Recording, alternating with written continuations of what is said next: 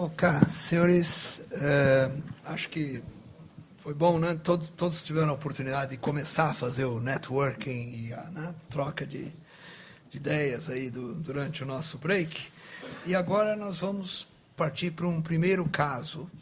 E, né, o professor pediu que eu fosse o moderador, né? O Martinho tinha me incumbido já dessa tarefa. E o caso trata né, de uma experiência com o Itaipu. Né? Um projeto muito interessante, né, como eu mencionei na minha introdução, né, o tema aborda, né, a produção de energia de alta performance, né, estratégia, método, cultura e pessoas. É o resultado, e eu creio que o Celso vai falar do resultado amplo, mas de um trabalho que ele desenvolveu como aluno do MBA Executivo, né? E ele fez um daqueles trabalhos que era, de fato, né, seria tipicamente uma dissertação do mestrado profissional, né, na minha opinião, ele fez já há alguns anos. Né? E que eu acho que seria um exemplo muito interessante para nós discutirmos. E o orientador dele foi o professor Carlos Honorato, né, que então vai aproveitar e fazer de novo uma arguição do trabalho aqui agora. Ele não estava sabendo, né? Muito bem. Tá. E o Celso, eu sei que esse trabalho deu ensejo a avanços em Itaipu, a conseguir atingir alguns resultados. O Celso me falou, não, isso foi um trabalho de equipe e tal, etc. E certamente foi, mas eu queria que ele contasse um pouco sobre o trabalho dele e como isso atendeu, de fato, a necessidades e objetivos da empresa. Né? Celso, você quer começar? Está com a palavra. Alô? Ok. Bom, vou ficar em pé aqui. Agradeço o convite, é uma honra estar aqui de novo, né? Me lembro que a única vez, é a segunda vez que eu vim aqui. A primeira vez foi justamente para apresentar o TCC do MBA, que eu fiz na FIA em 2011.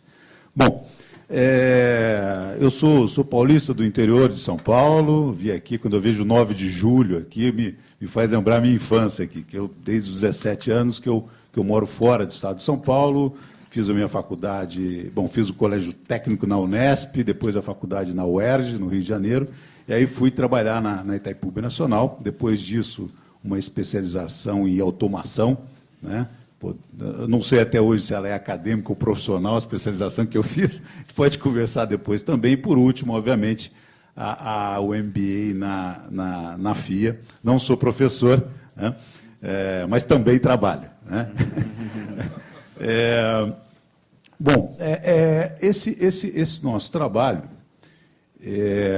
eu confesso que eu não sei o que seria um MBA ou um mestrado profissional de sucesso visto sob a ótica da academia. Não sei. Né? Agora, eu sei, visto sob a ótica da empresa. Né? Eu acho que eu sei, né? Razoavelmente. Né? E esse trabalho, acho que tem essas características, sim. Né? Ele mistura, ele conseguiu juntar o conhecimento teórico, né, da academia, enfim, do ambiente de conhecimento, né, a experiência da empresa. Eu acho que isso foi um ponto importante. A gente conseguiu, de alguma forma, trazer não só a minha experiência, mas a experiência da empresa, né, nessa junção. E, por último, que é uma mistura de talvez daí o grande segredo, que é uma mistura da qualidade do conteúdo do trabalho, mas também de uma parcela do momento adequado e de um pouco de sorte, né? Ou seja, vai além do que estava escrito no TCC, né? A obtenção de resultado relevante para a empresa. Né? Acho que essa é a mistura que a gente entende que se conseguiu com esse trabalho. Né? Então, acho que a gente vai falar um pouquinho dessa questão. Bom, eu coloquei aqui 3 slides feios, né, feios aqui, mas o que eu fiz? Nós estamos com uma apresentação aqui, que é a apresentação que a gente tem feito do resultado que a empresa colheu no último biênio, né? Enfim, é uma apresentação bonita, vai vir já já. Mas eu fui esses dias, falei, poxa, o que eu vou apresentar lá? Eu fui ler meu TCC de novo, né? Abri ele lá, fui dar uma olhada e ver o que continua ainda resistindo, né? Lá do TCC, com relação ao que a gente está apresentando por aí, nos seminários, inclusive, que a Itaipu tem apresentado sobre esse resultado dela. Então, eu peguei alguma coisa que estava lá, e que começa por essa... Isso aqui é uma informação e isso aqui é um questionamento que a gente fez na época, né? Então, aqui a informação é a seguinte, em 2006, 2007, a Itaipu coloca mais 2 unidades em operação. Nós tínhamos... O projeto foi feito para 20 unidades, nós tínhamos 18. Por uma série de razões, 2 não foram implementadas, havia uma dúvida se o custo-benefício justificava. E em 2007, a gente entra com 2 unidades em operação a mais. E nós só entramos com elas a mais. Colocamos ela em operação. Pronto, fizemos toda a parte técnica, elas foram disponibilizadas e passamos a usá-las da mesma forma que a gente vinha operando até então. E aí, essa aproximação com o meio acadêmico e a oportunidade de fazer um MBA, a gente começa a fazer a seguinte pergunta. Quão estratégico tem sido nossa operação desde a entrada em operação das 2 últimas unidades, somado a algumas restrições de operar com mais do que 18 unidades. Eu vou comentar isso sobre, inclusive, o acordo que nós temos com a Argentina, tal, um acordo Brasil, Paraguai, Argentina, que tem relação com isso. Ou seja, a oportunidade de você se aproximar da academia começa a dar a possibilidade de você questionar aquela coisa de sempre fazer da mesma forma a partir de alguns eventos que aparecem. Isso aqui está contido no TCC, tá? Está contido no resumo até do TCC, né? E aqui uma conclusão do TCC, vou lá atrás, está lá escrito nele lá, né? Os resultados dos cenários pessimistas, né, concluímos o quê? A aplicação dos conceitos da teoria das restrições na gestão hidroenergética da usina de Itaipu resulta em maior qualidade na produção de energia para os seus clientes e melhora o atendimento das premissas de sustentabilidade da própria Itaipu. Isso é uma conclusão do TCC, e eu pretendo mostrar aqui que isso continua perfeitamente fazendo parte do dia a dia da Itaipu. É uma verdade isso, até hoje, que foi concluída no TCC. Bom, e aqui vem a capa do trabalho, né? E já fala aqui de um arrependimento, né? Eu nunca mais, se eu tiver que fazer um trabalho, coloco valor na capa, né? Não coloco mais número na capa, é um perigo, vocês vão ver por quê. Aqui a gente concluía, tá? Na verdade a gente escreveu aqui com 484 gigawatt-hora, que é o mesmo, eu passei para uma outra medida aqui, porque a gente vai falar sobre isso, né? Eu vi até que no programa já tiraram o valor, até nem combinamos, mas já tiraram, já enxergaram esse erro aí. Eu tinha avisado ele na orientação, não põe número, né? Não vou pôr. Então aqui a gente dizia que se implementado isso, a gente ia conseguir 500 mil de megawatt-hora a mais. Erramos feio nisso aí. Então a gente vai avançar nisso aí, né? E aí, isso eu já... Ok. Então, agora realmente a gente vai entrar na apresentação, né? E ela vai falar basicamente sobre isso, quer dizer, processo e infraestrutura, pessoas e resultado, né? E vamos, de alguma forma, tratar um pouquinho dessas questões que estão aqui, né? Vamos falar do método que a gente utilizou, vamos falar um pouco de estratégia, né, que foi, como eu disse, essa apresentação aqui não é exatamente a apresentação que a gente fez aqui do TCC. Esse processo tem vida própria, né? Ele se ampliou, foi além do que a gente até, eu diria, imaginava quando estava elaborando e fechando o TCC. Bom, essa vai ser a forma aqui, né? Nós vamos rapidamente mostrar quem é Itaipu, apresentar Itaipu. Vamos direto para o resultado.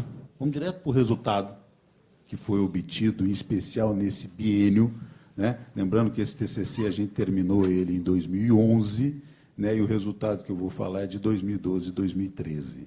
Tá?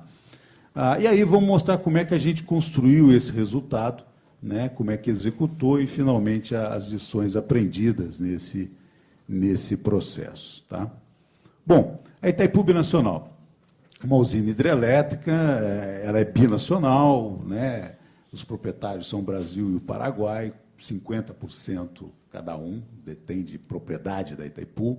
Atualmente, ela tem 3.200 empregados, um pouquinho mais de paraguaios que brasileiros, isso oscila.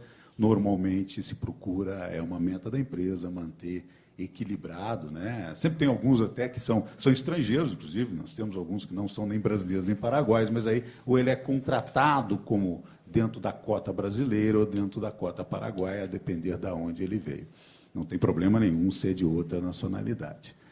A empresa, desde que entrou em operação em 1984, nós completamos 30 anos esse ano de operação e 40 de existência, né? 10 foi o processo de construção da usina, de formação e construção. Desde 84, nós já pagamos 9 bilhões de dólares em royalties, tanto para o Brasil quanto para o Paraguai, aproximadamente metade para cada um. E o faturamento da empresa é de aproximadamente 3,5 bilhões de dólares por ano. Tá? Em 2013 foi isso, varia, mas muito em torno disso, o faturamento da Itaipu anualmente.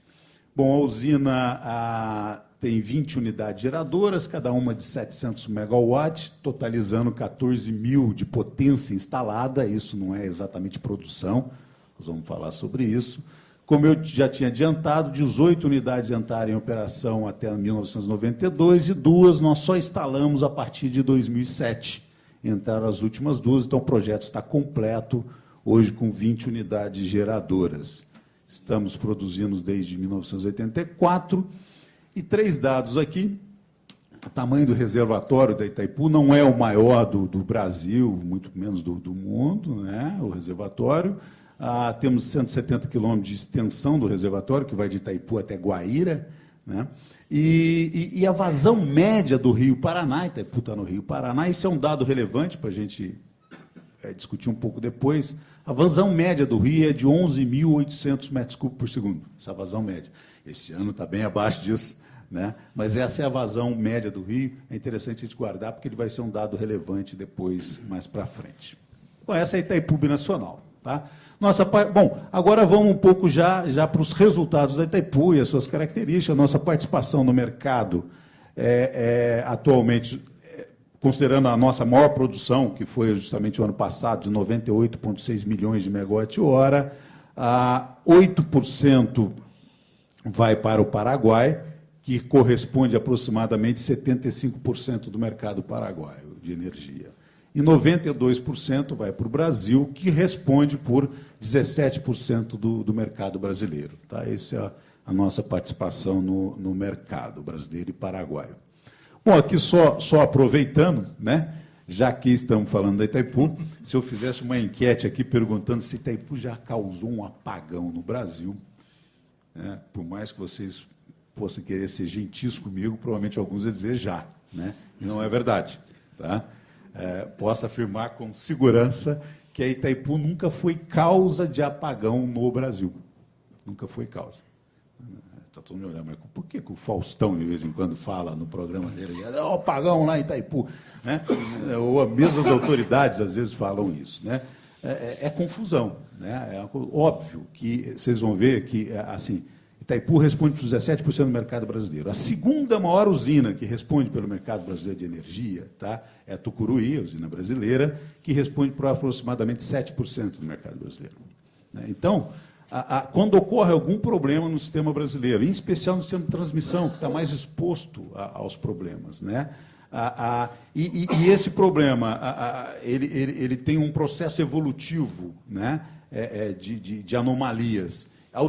Chega num ponto de desconectar a usina de Itaipu do consumidor, é óbvio que com 17% o apagão está caracterizado, se torna grave. Né? Mas isso é diferente da origem ter sido na Itaipu. Né? E muitas vezes isso não fica muito claro. Quer dizer, nunca houve um blackout no Brasil cuja origem tenha sido na Itaipu.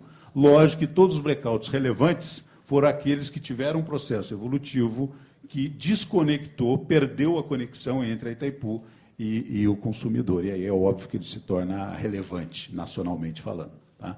Então, só aproveitando esse comentário. Bom, os nossos resultados. Né? Qual foram os nossos resultados? Demos um corte aqui de 1992 para cá, quando a usina já estava totalmente pronta. Né?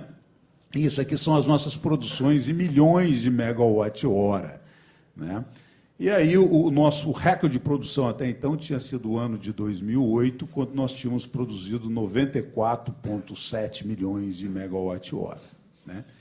E aí a gente vê em 2012 e 2013 um salto para 98 milhões de megawatt-hora, um 98,3 e o outro 98,6 milhões de megawatt-hora. E é sobre esses 2 anos que a gente vai conversar aqui. Então, se a gente pega, por exemplo, a média dos últimos 5 anos da Itaipu antes desse biênio, era uma média de 91 milhões de megawatt-hora. Né? Só para ter uma... Ou seja, nós temos um salto aqui de 7 milhões de megawatt-hora se a gente faz uma média do último biênio comparado com os últimos 5 anos. Né? Só para ter uma ideia do que é esses 7 milhões de megawatt-hora, né? Isso, se a gente fizer um cálculo com o valor da energia no Brasil, não estou pegando de agora, que está valendo R$700 o megawatt-hora, né? Oscilando nessa faixa, mas pegando aí mais ou menos com R$250 o megawatt-hora, nós estamos falando de um valor, de uma energia com valor de 1,8 bilhões de reais anualmente. Né? Ou, em termos de royalties e cessão para o Paraguai, de 38 milhões de dólares, e para o Brasil, de 19 milhões de dólares. Para o Brasil é um pouco menor que o Paraguai, porque tem o bônus para o Paraguai consumir só 10% dos 50% que ele teria direito, então os 40% que vão para o Brasil, somado aos nossos 50%, que dá 90%, tem um bônus aí que a gente paga para o Paraguai em termos de royalties. Né? Mas é esse o valor agregado dessa energia de 7 milhões de megawatt-hora, e aí vem já um comentário, a gente achava que a gente ia aumentar 500 mil de megawatt-hora, na verdade a gente aumentou, pelo menos nos últimos 2 anos, 14 vezes mais, houve um aumento de 7 milhões de megawatt-hora. Bom, o que significa 98,6, agora o valor absoluto e não só em incremento dos últimos 2 anos, o que isso significa, né, em outros dados, para a gente entender? Então, tem alguns dados aqui. Quanto tempo a gente conseguiria atender esses consumos aqui com a produção anual de 98 milhões de megawatt-hora? Por exemplo, se fosse para atender a cidade de Foz do Iguaçu, ela estaria atendida por 204 anos. Né? Ou, se a gente fosse para o estado de São Paulo, ele seria sozinho atendido por 287 dias a produção da Itaipu. Ou, no caso mais extremo, o atendimento ao planeta inteiro de energia elétrica, seria possível atender o planeta por 2 dias. Né? A gente tem uma ideia do montante dos 98 milhões de megawatt-hora. Um outro dado interessante que mostra para a gente como foram especiais esses 2 anos. Alguma coisa realmente aconteceu. Né? Lá em Itaipu, nós temos o costume de anotar os recordes da gente. Né? Os recordes parciais que a gente tem, o recorde semanal, diário, horário, tal, a gente anota lá e guarda lá, né, na nossa caixinha lá. Então, a maior quantidade de recorde parcial que a gente já tinha tido até então era em 2008, que era o ano que a gente mais produziu. Nós tínhamos batido 14 recordes parciais. Né? Em 2012, a gente bate 68 recordes parciais.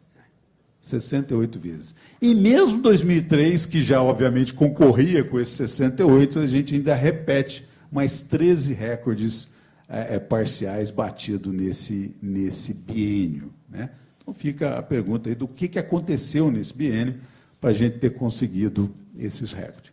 Aqui a participação no mercado. O Brasil tem aproximadamente, se for lá no site da ANEEL, vai ver que o Brasil tem 3 mil plantas de energia. Tudo quanto é tipo daí. 3 mil plantas. Né? Eu peguei aqui, obviamente, só as 20 maiores plantas do Brasil, né? Produtoras. Então, está aqui a participação, que eu já tinha adiantado, Itaipu com 17%, a segunda é Tucuruí, com 8% do mercado. Esses dados aqui são relativos a 2012, mas eles não mudam muito de um ano para outro. Essas aqui são as maiores participações do mercado. Então, você vê que depois que sai dessas duas aqui, você vê que cai rapidamente para alguma coisa em torno de 2%, 1% de participação no mercado. Aqui um outro dado que também dá uma visão desses saltos, né? A Itaipu sempre teve os seus saltos de produção, né? Então nós tínhamos aqui em relação ao ano de maior produção e o ano anterior de maior produção, né? A gente dava saltos aqui de aproximadamente 0,5 ou 1 milhão de megawatt-hora, né? Se pegar o valor do biênio em relação ao maior valor até então, que era 2008, a gente deu um salto de 3,6 milhões de megawatt-hora, o que mostra também que esse biênio teve alguma coisa especial, né? E talvez este seja o principal gráfico, o principal dado de percepção do que aconteceu nesse biênio, né? E depois a gente vai mostrar o porquê isso aconteceu. Aqui mostra o que aconteceu. No ramo, no negócio de usinas hidrelétricas, é muito difícil a gente saber o quanto a gente vai produzir no ano, a priori, né? Porque o nosso insumo é a água e tem uma série de incertezas, né? Mas depois que o ano já fechou, a gente consegue ver muito bem o que a gente poderia ter produzido e o que a gente produziu, obviamente, né? Esse gráfico mostra isso. Essa curva aqui em azul, tá, escura, ela mostra o quanto a gente poderia ter produzido se tudo tivesse sido perfeito, se a gente não tivesse tido nenhuma perda ao longo desse ano, né? Aproveitamento ótimo, tá? E a barra em vermelho mostra o quanto a gente conseguiu produzir, né? Então, olha o que esse gráfico mostra de interessante, né? Nesse biênio, não foram os 2 anos, que a gente mais poderia ter produzido na Itaipu, né? Por exemplo, aqui poderia ter produzido 104 milhões, ou mesmo voltando aqui em 98, a gente poderia ter produzido quase 105 milhões de megawatt-hora. Agora, o que mostra aqui no final é que nunca na história da nossa produção a gente tinha conseguido aproximar tanto do que a gente poderia ter, do que a gente produziu e do que a gente poderia ter produzido, né? Eu acho que esse é o principal dado, né? Veja aqui o ano do racionamento, é bem interessante, né? Que ele mostra como realmente tivemos uma seca, mas ainda assim também a gente teve um aproveitamento não tão ótimo como poderia, embora isso aqui não tenha sido a pior distância, né? Vamos olhar aqui 2010, ó, a distância que nós tivemos do que a gente poderia ter feito e do que a gente fez, né? E olhando aqui em percentual, mostra isso da mesma forma, como a gente se aproximou dos 97% de aproveitamento do que poderia ter sido aproveitado, né? E não por acaso, 2008, que tinha sido o nosso recorde até então, é o melhor resultado antes desse biênio, né? Então, é disso que a gente vai mostrar daqui para frente, né? Como é que a gente conseguiu aproximar tanto que a gente poderia ter feito do que a gente fez, tá? Aqui só mais um dado para dar uma visão mundial daí, tá? Essas são as 4 maiores produtoras de energia do mundo, tá? Aqui a gente mostra o resultado dela em 1 ano e o resultado dela, a média dos seus melhores 5 anos, que dá uma visão também do quão regular tem sido a produção dessas usinas, né? A Itaipu detém hoje o recorde mundial, com 98,6, e tem a sua média dos seus melhores 5 anos de 95 milhões de megawatt-hora. Três Gargantas, na China, tem 98,1, muito próximo da Itaipu, mas a sua média dos melhores 5 anos cai bastante, tem algumas razões, até em função da característica do rio, etc. E na Venezuela, Guri, e a quarta volta a ser uma genuinamente brasileira, que é Tucuruí, né, com esses resultados aqui também. Bom, numa usina hidrelétrica, né, acreditem, os 4 fatores críticos de sucesso, né, são esses 4 aqui, né, que inclusive extrapolam a fronteira de uma usina, né? Água, unidades geradoras, que é inclusive a única que está dentro da usina, desses 4. O sistema de transmissão que te conecta ao consumo e o consumidor ao final. A nossa cadeia de suprimento é essa, né? Esses 4 fatores são os fatores de sucesso. Vamos dar uma olhadinha como é que foi cada um desses 4 fatores em 2012. Tá?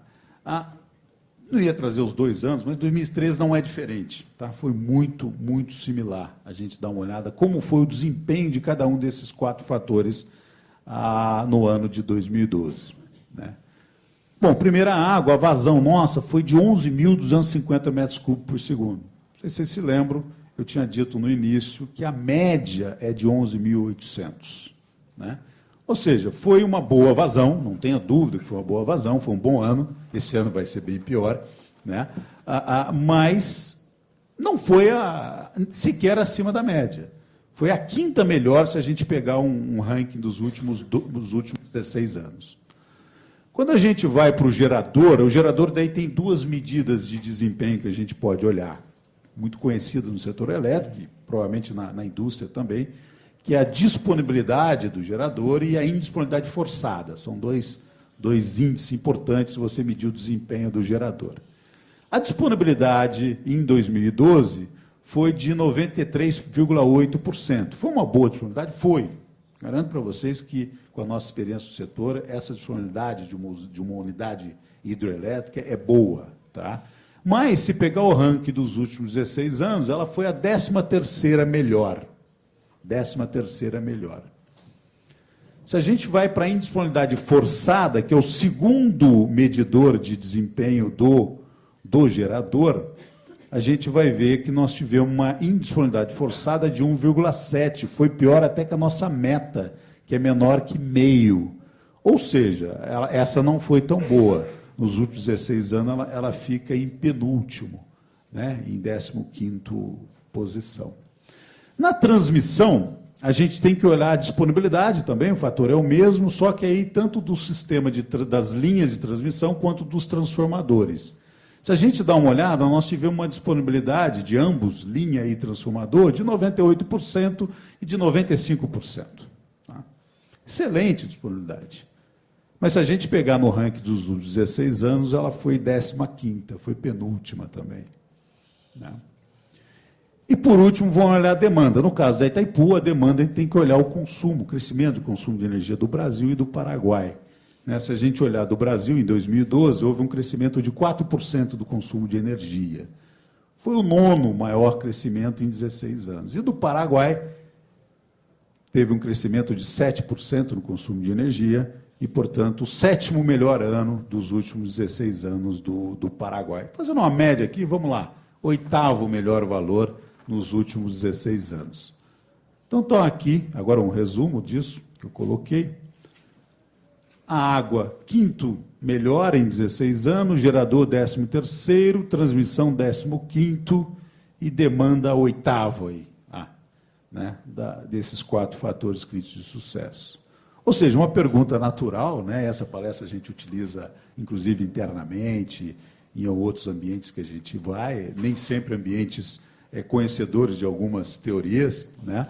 A pergunta que fica é isso, quer dizer, se nenhum dos 4 fatores críticos de sucesso foi fantástico, muito pelo contrário, né? Como é que a gente, nesse ano, bate o recorde de produção da Itaipu? Né? Bom, aqui dá algumas informações sobre o modelo de gestão da Itaipu, da operação, mas eu não vou entrar em detalhes aqui, mas eu queria dizer o seguinte, que esses 3 pontos são fundamentais para a gente, né? Segurança das pessoas e do meio ambiente no entorno da usina, a produção da usina e a segurança dos ativos da usina, né? Quer dizer, na verdade, gerenciar a produção da Itaipu é cuidar de forma equilibrada e balanceada desses três fatores aí. Vocês vão ver como ter trabalhado nesses 3 fatores nos ajudou a conseguir otimizar a nossa produção. Né? E um detalhe muito importante dentro da usina é que nós temos um critério para atender aqueles 3 fatores lá. Né? Tem uma prioridade entre eles. E a primeira das prioridades é a segurança das pessoas e do meio ambiente no entorno da usina. Né? Uma vez atendidos os critérios que buscam, né, ter um bom resultado aqui, aí a gente vai para a segurança dos ativos da própria usina, para dar sustentabilidade ao nosso negócio. Né? E, por último, a gente vai para a otimização da produção. Né? É dessa forma que a gente gerencia o dia a dia da usina. Né? E, para atender esses 3 critérios, nós temos uma série de critérios internos que nos ajuda a atender isso, né? Então, segurança das pessoas, a gente tem lá as taxas de gravidade, de acidente, seguir as normas de instruções da usina, da operação, né? Depois você vai para equipamentos e ativos da usina. Quer dizer, o que é você priorizar a segurança da planta e, eventualmente, até em detrimento da otimização da produção, né? É realizar 100% do programa de manutenções preventivas da usina, né? Atender com prioridade as necessidades de intervenção, desde classificadas como urgente, isso é um detalhe super chave nesse processo de decisão de otimização. O que é urgente numa usina? A gente vai dar uma olhada nisso, né? E, obviamente, até cabe alguns casos que fogem dessas duas regrinhas, mas aí de análise pontual que às vezes acontece, né? E atender, obviamente, a segurança do meio ambiente, né, que está relacionado às pessoas, evitar, ter uma série de procedimentos, que você não ter derramamento de óleo, né, no rio, hoje, extremamente fundamental cuidar disso, a questão de mortandade de peixe, né, quando você para uma unidade geradora, uma série de questões que faz a diferença no nosso negócio se você não cuidar. Então, esses são os nossos indicadores que nos ajudam a cuidar disso, né? Bom, e aqui nós vamos entrar, então, o que nós fizemos para poder otimizar a nossa produção e melhorar a nossa produtividade, né? Começa com esse nome aqui, que é muito interessante, que é a dança com as águas, né? Vamos entender o que é a dança com as águas, né? Por que a gente apelidou a estratégia que a gente utilizou nesses últimos 2 anos de dança com as águas, né? Bom, voltamos naquele gráfico que eu mostrei anteriormente, com destaque aqui para 2010, né? 2010, nós poderíamos ter produzido 101 milhões de megawatt-hora e nós produzimos 86. Diferença aí de 15 milhões de megawatt-hora. Para ter uma ideia, o que é 15 milhões de megawatt-hora? É o que vai produzir juntas por ano as 2 usinas do Rio Madeira, a usina Geral e Santo Antônio. É o que a gente jogou fora em 2010. Né? Diversas razões que nos fez perder 15 milhões de megawatt-hora não estavam dentro da usina. Algumas delas até no sistema de transmissão. Isso tem um pouco a ver com o apagão de 2009 e alguns problemas que aconteceram nas linhas de transmissão, que inclusive nem pertence a Itaipu, pertence a Furnas, mas, enfim, tem o operador nacional do sistema envolvido. Tinha uma série de ações que fugiam ao controle interno da usina, mas ainda assim estava na nossa cadeia de suprimento, né? E a gente achava que bastava dizer, olha, aí não é comigo, né? Isso foi fora daqui, eu não tenho nada com isso, né? Como se não nos afetasse. Mas tinha uma série de razões dentro da usina também. E a gente começou uma série de discussões, isso foi um resultado ruim, mas que nos levou a começar a discutir essa coisa de o que está acontecendo, né? Para a gente ter tido uma perda desse tamanho e achar que isso é normal. Bom, sempre lembrar que em 2003, né, com a nova diretoria na empresa, ela ampliou a sua missão, que trouxe uma série de benefícios sobre o aspecto ambiental, social, né, mas, naturalmente, no processo relativo, gerou uma sensação também no aspecto de produção de energia, que é o nosso negócio, uma sensação de que a gente já tinha feito tudo que a gente poderia fazer, né? E aí entra um pouco da questão de conhecer a cultura da empresa também, né? Itaipu tem muito... Se você conversa com o empregado da Itaipu, né, até pela binacionalidade da empresa, tem muito essa coisa de orgulho de atender o país. Tem muito isso dentro da Itaipu, né? De se sentir importante nacionalmente, né? Então, é um valor que tem dentro da empresa. E alguns detalhes é bem interessante como é que a gente estava... Por exemplo, em 2010, se você fosse lá nas perguntas mais frequentes da Itaipu, estava lá no site, a usina de Três Gargantas será maior que a Itaipu? Sim, veja o comparativo, tal, papapá. Já em 2011, você já vê uma outra postura, né? A usina Três Gargantas será maior que a Itaipu? Não, Itaipu é a maior geradora. Realmente, lá em 2011, a produção, ainda que da Itaipu fosse menor, Tucuruí, de Três Gargantas, estava menor ainda. Lógico que nós estamos em mercado diferente, somos parceiros, temos troca de intercâmbio, inclusive, com Três Gargantas, Mas isso aqui mostrava um pouco dessa coisa, sabe, de a gente já fez o que podia fazer, entendeu? Já a Três Gargantas vai estar produzindo mais que a gente já não vai ter mais esse destaque nacional, internacional. Tinha um pouco desse sentimento que estava acontecendo dentro da empresa, somado a uma série de ações que estava acontecendo de ampliação da missão da empresa, né? Trazia um rebatimento interno de um sentimento meio passivo de que, sabe, daqui para frente, agora, a gente já não vai mais ser tão importante como fomos até agora. Um outro ponto interessante era a questão da comunicação sobre a produção, né? Ela estava muito focada na área de operação da usina, né? E a gente sabe que o resultado envolve muito mais áreas, né? Inclusive extrapola as fronteiras da Itaipu. Então, operação, manutenção, engenharia e montagem não só são importantes, como também essas empresas parceiras aqui, que a gente tinha que conversar um pouco mais com elas, né? Aqui é o operador nacional do sistema, no caso brasileiro. A ANDE é uma empresa paraguaia, que é a operadora nacional do sistema paraguaio. Aqui é um caso para vocês terem ideia o que estava acontecendo internamente. E é impressionante como isso às vezes acontece da empresa e perdendo a visão de algo que parece óbvio, né? Aqui em 2011, a máquina 7 estava para entrar numa manutenção preventiva, tá? Era uma manutenção que ia durar aí aproximadamente 10 dias, tá? Ela ia sair em manutenção no dia 11 de julho. Tá? Uma semana antes, a área de hidrologia nossa avisa o seguinte: olha, está chegando uma água bacana aí, né, localizada, né? E se a gente posterga, é uma água com duração curta, e se a gente posterga por 3 dias o início dessa manutenção preventiva, a gente vai poder produzir 39 mil megawatt-hora. O nosso reservatório está cheio e, portanto, se a gente não fizer isso, a gente vai ter que jogar essa água pelo vertedouro. Verteu, perdeu numa usina, né? Vamos jogar, não tem mais como recuperar. Só para ter uma ideia do que é 39 mil megawatt-hora, né? Não vamos falar nem de royalties, mas vamos falar aqui do valor agregado dessa energia no mercado. $1 milhão. Em 3 dias, a gente faturaria $1 milhão, né? Ou jogaria pelo vertedor $1 milhão. Né? Esse era o cenário, né, que a gente tinha.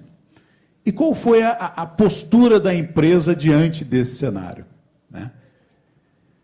Agora não dá mais, já está tudo acertado. A máquina vai parar daqui a 5, 6 dias. Né?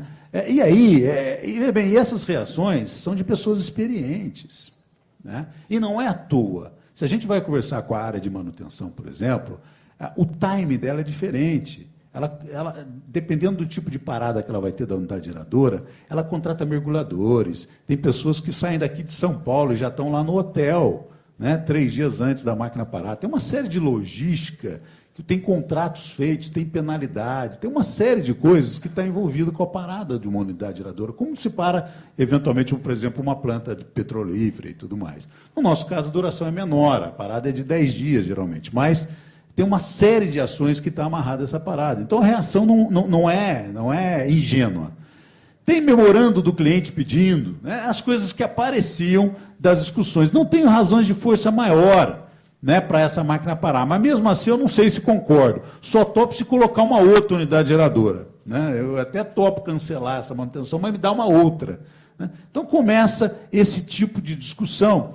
E não estava muito claro, né, qual era a posição da empresa diante dessas discussões. As discussões se davam, era uma briga interna, uma batalha para ver quem tinha mais razão que o outro. Aí você imagina essa briga numa empresa binacional, cuja necessidade de energia é assimétrica.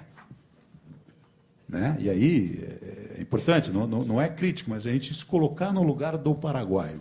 O paraguaio, com 10% da energia da Itaipu, o país dele está atendido em 75%. 10% não precisa de tanta otimização assim. Depois disso, qual é a grande preocupação dele? E é natural, se fôssemos paraguaios, talvez agíssemos assim. depois de atendidos os 10% de produção da Itaipu, a preocupação dele é a preservação da planta, preservação da segurança das pessoas e tudo mais. Então, se esses trade-offs não estão muito claros, a tendência o viés de segurança, depois dos 10% produzido do meu parceiro, é muito grande. Né? E a gente tem que entender essas questões que estão por trás. Né? Celso, você não falou isso explicitamente, mas a gestão é toda compartilhada, certo? É toda dupla. Todas as posições são... Né? Tem um paraguaio e um brasileiro. Obrigado, professor. É isso mesmo. Toda a gestão da empresa é binacional. Né? Por exemplo, eu sou... não quer dizer que tem um sentado do lado do outro, mas, por exemplo, eu sou superintendente de operações da Itaipu e sou brasileiro. O superintendente de manutenção é paraguaio.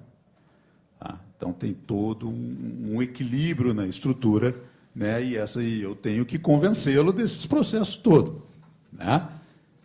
E com muito cuidado, senão, se houver uma confusão entre discussão técnica e protagonismo nacional, aí complicou. Né? Aí, se a gente deixa para caminhar, quem vai ganhar essa? É o Brasil ou é o Paraguai? Aí complicou. Né?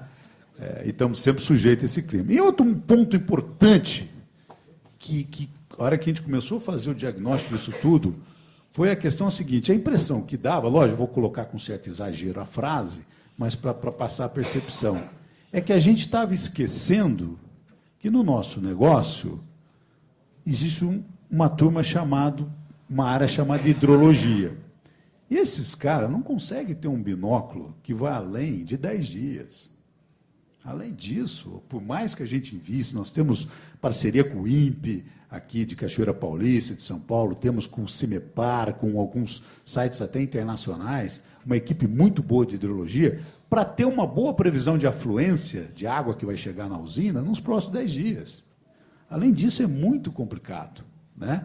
E aí nós temos um cliente, uma turma interna de eletricista e mecânico, que representa 95% da usina, e se for para a gerência, vai para 98% dos gerentes, que não entende nada disso, essa aqui é a verdade. Né? E eu sou eletricista, tá? Me incluo nessa turma. Né? Que se a gente não cuidar, começa a perder a sensibilidade, que num negócio chamado hidrelétrica, você tem uma coisa chamada água, que tem incerteza, e que a sua visão de futuro boa é nos próximos 10 dias. Quer dizer, como é que você casa isso com uma série de contratos de manutenção e tudo mais que exige uma previsibilidade maior? Né? Um outro ponto bem interessante é a questão da gestão do cliente. Né? E aí nós tínhamos uma característica bem peculiar, que é com o operador nacional do sistema. Né? O operador nacional do sistema, Itaipu, ela tem duas partes, a usina. Tem uma usina de 50 Hz, uma de 60 Hz. Tem razões históricas aí, que 10 unidades geradoras foram construídas numa frequência e 10 em outra. Então, elas são como se funcionam na prática para o cliente como se fossem duas usinas. Né? Então, por razões, às vezes, de restrição no sistema elétrico nacional, o ONS ficava escolhendo máquina no setor da Itaipu. Né? Agora eu quero 19 unidades, mas eu quero 10 no setor 50 e 9 no setor 60. Agora eu quero o inverso, agora eu quero 8 num e 10 na outra. Quer dizer, a hora que você começa a fazer isso, o que começa a acontecer? Você começa a gerar insegurança na área de manutenção. Porque ela nunca sabe qual máquina que ela vai fazer manutenção. Isso é terrível. Né? E a hora que você começa a fazer isso, você gera uma reação na área de manutenção que por medo da imprevisibilidade que você está causando nela, ela começa a colocar fatores de margens de segurança em excesso visto sob a ótica dela. E aí, isso rebate em você novamente sob o aspecto de produção. Né? Então, precisava esclarecer isso para o ONS, conversar com eles, dizer, olha, ONS, o que tem mais valor para você? Escolher o setor ou ter a todo momento 19 unidades disponíveis para produção? O que agrega mais? A gente não tinha dúvida que o ONS ia dizer que era 19 unidades geradoras. Né? Mas ele não sabia que hora ficar vindo para cá, hora para cá, ele causava um problema que rebatia e a manutenção vira e mexe queria ter 2 unidades de manutenção simultaneamente. Porque aí ela escapava dessa bagunça que a gente fazia com a vida dela. O ONS se posicionou e ficou claro, ele entendeu que isso era importante. Então, essa coisa também de interagir com o cliente foi fundamental. Esse ponto aqui é muito legal. E ele está vinculado àquela decisão de se a máquina tem que sair com urgência ou não. Né? E aí tem vieses diferentes, inclusive margem de risco de cada profissional. Isso aqui está muito relacionado à qualidade da equipe de tomada de decisão dentro de uma usina. Né? Então, por exemplo, se a gente tem um alarme na usina, um problema, como é que isso aqui é o procedimento que está implantado na usina. Tá? Primeiro momento é o seguinte: impacto na produção se eu impedir a unidade geradora agora para consertar esse problema?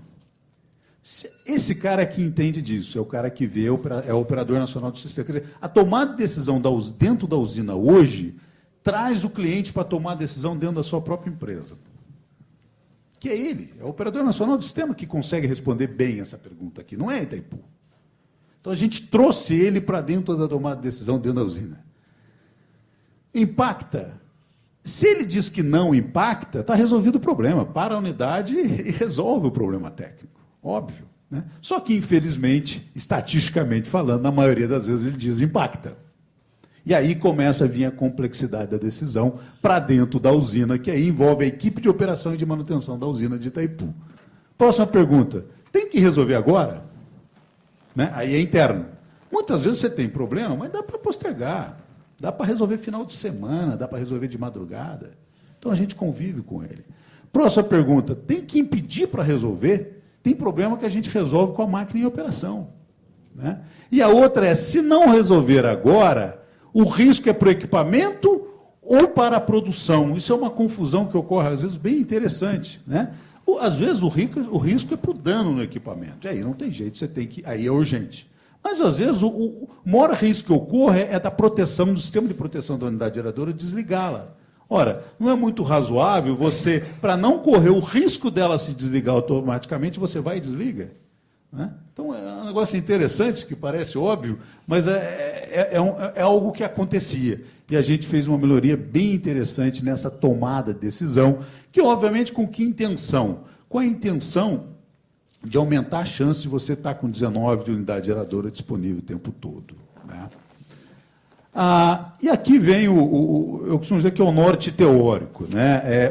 Até hoje, algumas pessoas lá na Itaipu, se você perguntar como foi a otimização, ele usa outras explicações, conhecimentos de gestão eletroenergética para explicar o que aconteceu. Eu gosto de usar a teoria das restrições. Eu acho que ela ajuda muito. Né?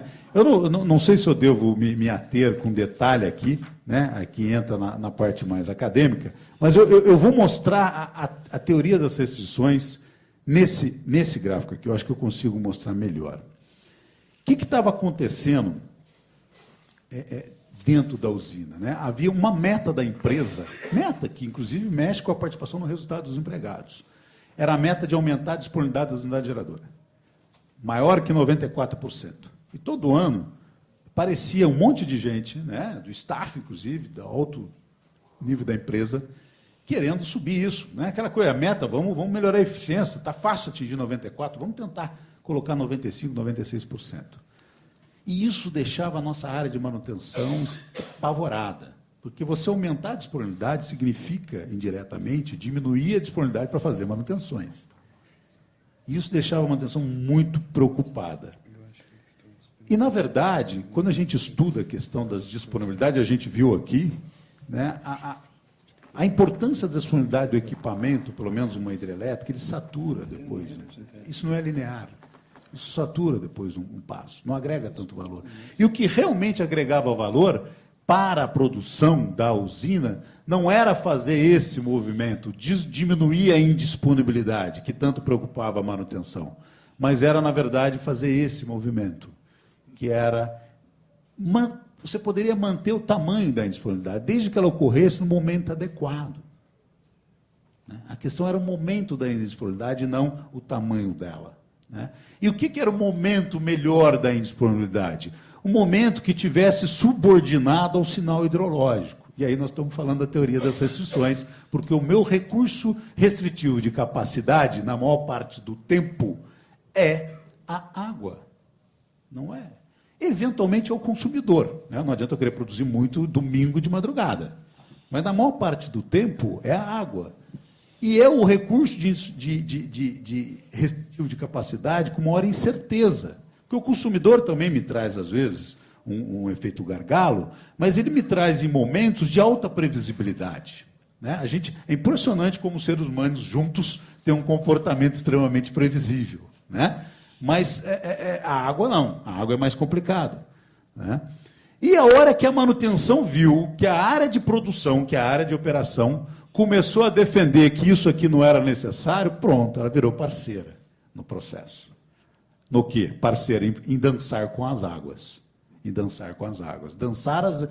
Estabelecer o momento das atividades na usina em função do sinal hidrológico. Ainda que esses caras sejam só 5% da usina, né, dos profissionais, e tenham muita incerteza no processo. E aí, gente, o que a gente começou a fazer, e essa foi estratégia muito simples, a estratégia chamada Dança com as Águas na Usina, e esse nome curto foi interessante porque permitiu que o CEO da empresa, a todo momento, falasse na Dança com as Águas dentro da usina, e ele conseguiu alinhar a equipe. Né? A estratégia foi muito simples, tá? 18 unidades focando a produção, uma unidade focando as manutenções prioritárias, e a última unidade é que é o X da questão. Quer dizer, a pergunta é, nesse momento, o fator restritivo de capacidade é a unidade geradora? Ou seja, se eu perder uma dessas, nas incertezas estatísticas que vão acontecer, se eu perder uma dessas 18 em operação, por falha, por problema, eu vou ter desperdício de água? Se a resposta fosse eu vou, essa unidade, a 19ª, ela funcionava como estoque dessas 18, protegendo a produção. Né? Ou seja, ela tornava para o cliente transparente a falha de qualquer unidade geradora, porque ela entra imediatamente em operação. Essa foi a estratégia simples que a gente adotou. Em épocas de muita seca, que se perder 18 com 17 você já atende totalmente, não tem perda de água, aí essa unidade podia até virar uma unidade a mais para as manutenções oportunistas. Né? Mas a prioridade era proteger a produção, um processo de estoque de unidade geradora. Essa foi a estratégia implantada, né? E aí, o peso da teoria foi muito bacana. Porque uma coisa é a gente chegar no presidente da empresa e dizer que eu estou com uma ideia assim, assado, tudo mais. Outra coisa é você chegar com um TCC. Outra coisa é você chegar com alguma coisa que tem uma base teórica, que se apoia no conhecimento, né, na bibliografia, no conhecimento, enfim, que vai além do conhecimento de um profissional ou de uma empresa. Né? E aí, para quem conhece, isso foi na Folha de São Paulo. Em março, o nosso presidente já falava, isso em 2012, já falava que nós íamos bater recorde de produção. Né? Para quem conhece o setor hidroelétrico, você dizer que vai bater o recorde em março, né? Você vai dizer, esse cara é maluco. Né? Mas, no fundo, ele estava alinhando a empresa também, dizendo que era possível bater o recorde. Bom, daqui para frente, eu entraria na parte de execução da estratégia, que tem uma série de coisas que aconteceu, que estava previsto e nos ajudou. Tem uma série de coisas que aconteceram que não estava previsto e nos ajudou. E uma série de coisas que não estavam previstas e nos atrapalharam. Né? Isso faz parte, quer dizer, aqui, essa parte eu uso mais internamente, inclusive, para valorizar as equipes de execução, os gerentes de chão de fábrica mesmo, que acompanham no dia a dia, né, para fazer com que a estratégia seja a todo momento cuidada ao longo do ano. Né? Então, tem uma série de coisas, eu não vou me ater aqui a esses detalhes, né? Ações, tá, que houve da engenharia, da manutenção e da área de montagens que nós temos lá, e que elas dançaram com as águas em prol da produção. Né? E isso a gente usa internamente também para fazer uma série de valorizações. A área de comunicação social da empresa nos ajudou muito, porque a todo momento ela também nos ajudava a celebrar resultados parciais. Eu acho que isso também foi muito, muito importante para criar um clima interno na empresa de que a gente estava conseguindo chegar lá, né, com a nossa produção. E aí, aqui, no dia 18 de dezembro, às 15 horas, em 2012, a gente ultrapassou, né, o recorde que era até então de 2008 e fechamos o ano com 98,3 milhões de megawatt-hora. Já em 2013, a gente repete o feito, agora com mais dificuldade, foi no dia 30 de dezembro, a gente ultrapassa o recorde de 2012 e fecha o ano com 98,6 milhões de megawatt-hora. Aqui a gente fala um pouco do recurso gargalo. Aqui, o mais importante são as 3 superintendências que dançam realmente com as águas, né?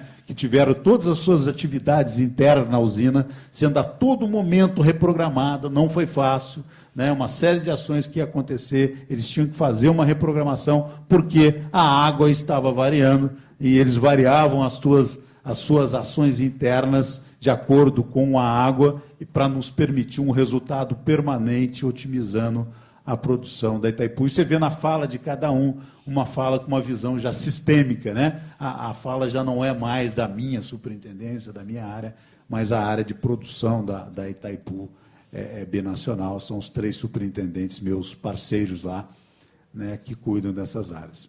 Bom, lições aprendidas, tá? Resumiria aí, nesses tópicos aqui. O primeiro é a questão, obviamente, a visão da diretoria da empresa, né? Ela tem que comprar a ideia, né? O nosso diretor, o nosso CEO, falou o tempo todo, nesses 2 anos, sobre 2 frases que saíam da boca dele. Dançar com as águas e nós vamos chegar em 100 milhões de megawatt-hora. Né? A todo momento ele deu esse sinal interno. Nós não chegamos em 100 milhões ainda, né? Mas, enfim, isso foi estimulante no dia a dia. Outro aspecto é que você tem que ter uma equipe com cultura de alto desempenho. Né? Aqueles desafios lá, aquelas tomadas de decisão para ver se é urgente ou não, gente, o interesse da empresa, ele conflita com a zona de conforto do profissional. Né?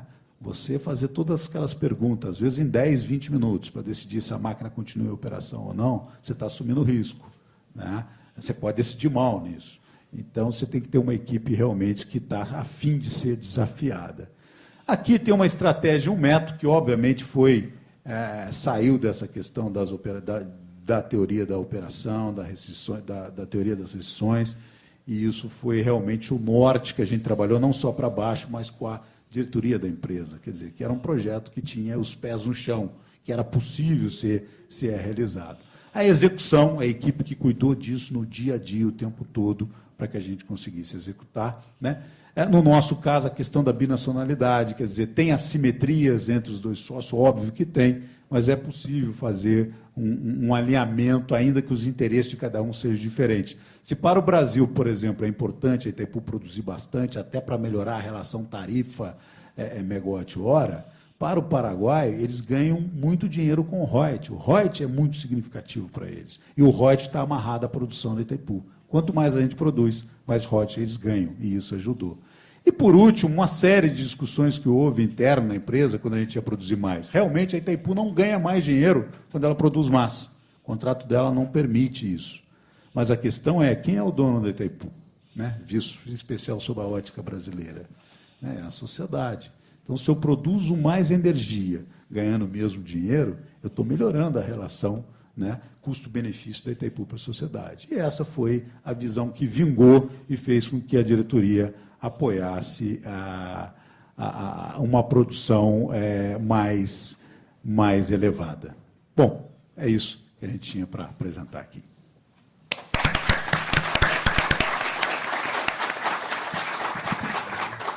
Obrigado, Celso, pela explanação, né? Excelente. Eu pedi para o professor Carlos Honorato fazer alguns comentários basicamente sobre o making of, sobre o processo de orientação e tal.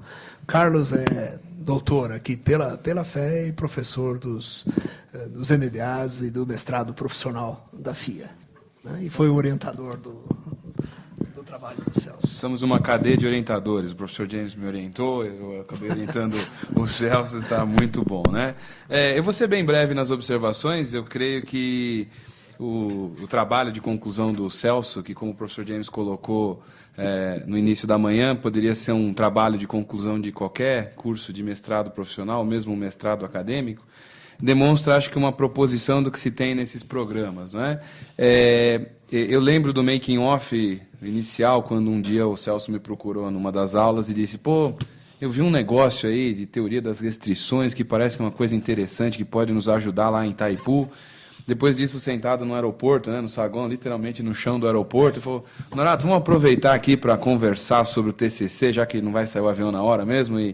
E dali surgiu uma oportunidade do que? Com uma certa liberdade de pensamento e ação, e principalmente derivada do interesse dele, né, da conexão com a empresa, com o negócio, que vocês acham que tem problemas, né? Imaginem ele com uma gestão binacional, com essa operação que parece simples, mas extremamente complexa, mas tem encontrado um problema, né? E o papel do professor, do orientador, talvez seja de ajudar o orientado a encontrar esse problema, né? Eu estava discutindo aqui no intervalo que às vezes a clareza do problema da empresa não é a clareza da solução, né? E o mestrado profissional ele acaba tendo um papel muito forte de ajudar aquela pessoa que está no mercado de trabalho, que está na atuação, que está na administração, né?